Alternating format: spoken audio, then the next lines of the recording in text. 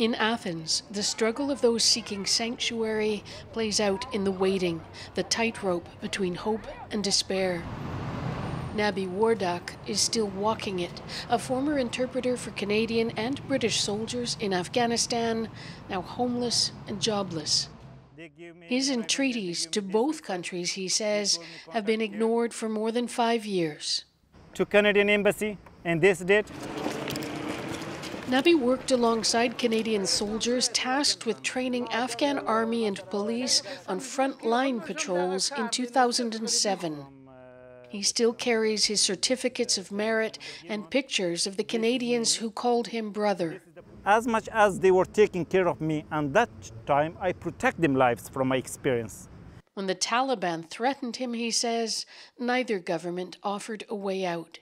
His sense of betrayal and the fear that men he risked his life with might have forgotten him hang heavy. He gave his life. He gave his life, yes.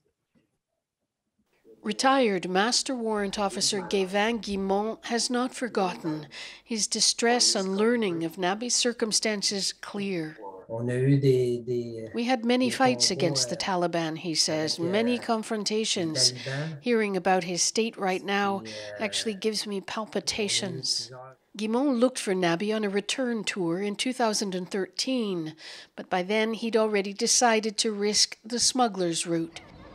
He now has asylum in Greece, but it's not a long-term option, he says, given uncertainty over whether he'll be permitted to bring his wife and children from Afghanistan. Yunus Mohammadi runs the Greek Forum of Refugees. It is a very, very big issue here that people that they are living 20 years here, they could not bring their family. Nabi's fortunes, though, may be about to change. A call from the British Embassy and the promise of a visa. If there is a restored trust, though, it will be less about governments that failed him and more about brothers in arms. Margaret Evans, CBC News, Athens.